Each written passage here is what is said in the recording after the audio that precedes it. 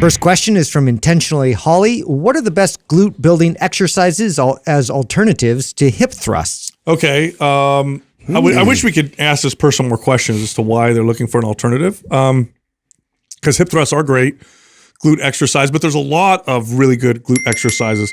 The two of the big three. Well, maybe they're asking that because they already do hip thrusts. Yeah. Because that's all over the internet right now as far as like the most popular. Yeah. I mean, look, deadlift and deadlift variations. So traditional deadlift, sumo deadlift, stiff-legged deadlift, Romanian deadlift, one-legged deadlift, they're all great. Yeah. Barbell squats.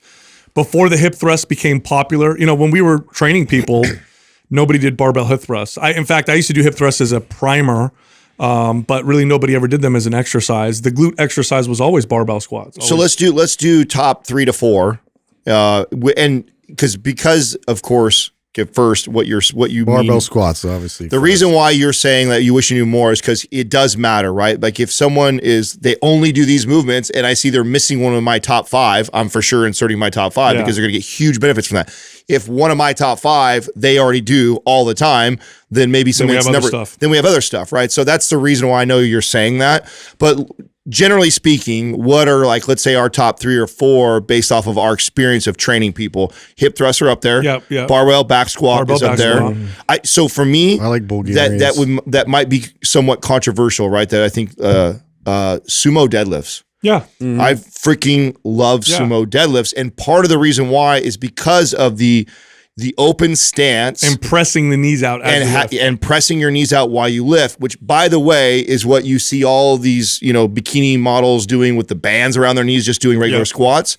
I would rather do a sumo than put bands around their knees while they squat. I would do traditional, back-loaded squats. I would do sumo deadlifts. I would do hip thrusts. Those 3 movements right there are like my top 3. And then you could put like Romanian deadlift or a good morning with a good glute squeeze at the top is also an exceptional glute exercise. I mean, those are the ones I always depended on to build a client's butt, and it almost never failed. Just those right there. I mean, any split stance squat, is going to move the needle quite a bit too. I really like a heavy loaded Bulgarian split squat, and it's just and yes, it's a bit challenging because of the balance and stability component too. But once you master that and you're able to control it and actually load it substantially, I think where you really got to look at is which exercises can you load more substantially, because now you're putting that kind of stimulus on the muscle. You guys all nailed all the most important things. This is why I wanted to talk about this, because I think it's I want us to break down the things. Okay,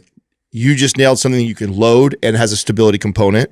You nailed things that load it at the top, load it at the bottom, and then all of us nailed a back squat, which would be a full range of motion. So it's like glute medius, like you're talking about. And then I talk about sumo, so now I'm including the glute med, which gives you that kind of side butt look, right, that everybody wants. So that's how those come to be. It doesn't mean that there's not other exercises that aren't great and you can't exchange them if you always do that. But man, those really hit my top 4 for those reasons. We are loading heavy at the top, loading heavy at the bottom. We are full range of motion. We're getting the adductors involved. You got all these great complements by that, and stability component like you brought up with the Bulgarians. Yeah, I think the things to focus on, this is for any muscle, are can you connect to it and feel it well, because a lot of the best exercises are what are known as compound lifts. This is where you use multiple joints, like a squat, right? Hips, knees, even the ankles are involved. And you want to be able to connect to the glutes, because if you have poor glute connection, you could still squat. You're just going to use more quad, more hamstring, for example. So connect. Then when you can connect and feel the glutes, load. Then can I get them strong, and can I load them with serious weight? Those 2 things alone will build any muscle, especially the glutes.